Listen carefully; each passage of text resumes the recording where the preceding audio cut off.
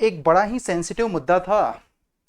वैसे भी आप लोगों को पता है कि कॉकरोच जनता पार्टी तमाम तरह के मुद्दे को लेकर के नीट, सीबीएसई और जितने भी एग्जामिनेशंस भारत में बड़े बड़े हैं ऑलमोस्ट सब लीक हो रहे थे और लीक हो रहे हैं। और अंजना ओम कश्यप ये आज तक की एंकर हैं। क्या ही बोलूं इनको, मतलब इन्होंने तो सरकार और कॉरपोरेट के सामने घुटने टेक दिए हैं। अब ये शिक्षकों शिक्षकों पे उंगली उठा रही हैं।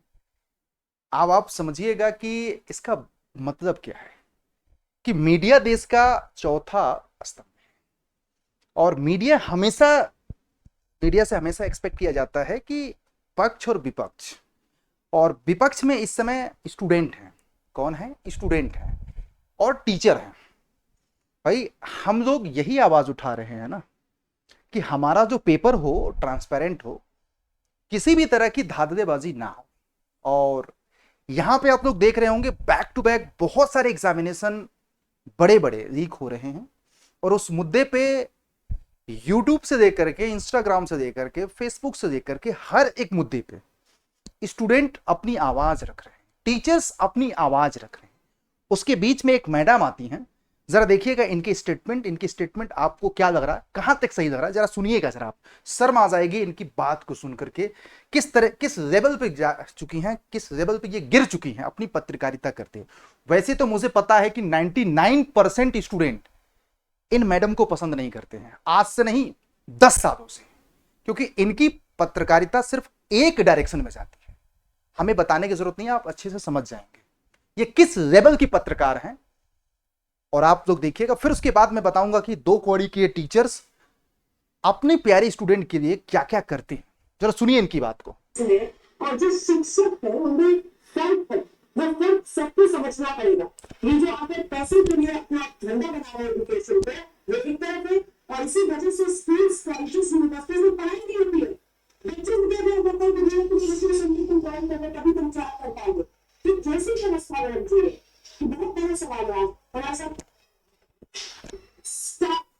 ये मैडम ने एक बार एसी वाले कैमरे से पत्रकारिता छोड़ करके ना ग्राउंड रिपोर्टिंग करें, पूरे भारत के प्राइमरी स्कूल, मिडिल स्कूल, सरकारी स्कूलों की स्थिति देखें। एक्चुअल में अगर वहां पे ऐसी व्यवस्थाएं होती, ये कोचिंग या हमारे जैसे टीचरों की जरूरत नहीं होती।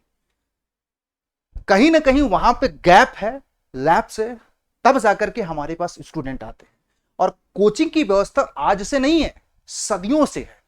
और सब लोग जानते हैं, आप लोग भी जानते हैं, यहां पे कितना एफोर्डेबल एजुकेशन दिया जाता है। एक दौर था किसी चीज के लिए बच्चों को मेट्रो सिटी में विजिट करना पड़ता था। आज भी आप लोग जानते हैं 5 से 6 हजार minimum to minimum per month का खर्च है अगर बच्चा मेट्रो सिटी में जाता है किसी ऑफलाइन कोचिंग करने के लिए। साथ में कम से कम ऑफलाइन कोचिंगों की फीस कितनी होती है?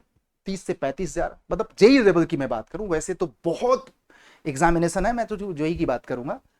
तो अब वो तो बच्चे का बच रहा है, घर बैठे बैठ के अगर 1000-2000 की फीस में सस्ता और अच्छा एजुकेशन मिल रहा पहले से, और हम सब लोग दे रहे हैं।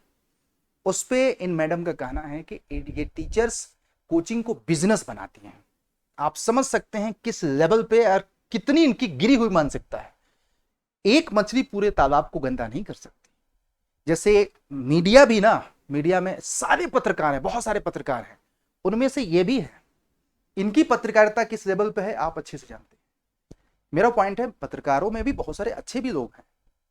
तो पॉइंट यहां पे यही है, टीचरों के बीच में भी कुछ 1-2 टीचर्स अगर किसी भी तरह का गलत काम किए हैं तो आप उंगली सिर्फ उन पे उठा सकते हैं, पूरे टीचर्स पे नहीं। भारत में बहुत अच्छे अच्छे टीचर्स हैं हर एक फील्ड में, एजेई में, नीट में, एकेडमिक में, वनडे एग्जाम में, सब बच्चों के लिए बेहतर ही कर रहे हैं दिन बाई हर दिन। तो मेरा यही कहना है, स्टूडेंट ऐसे पत्रकारों को एंटरटेन मत करिए, फोकस करिए अपने पढ़ाई पे। और आपकी क्या राय है एक बार कमेंट में जरूर हमें बताइए।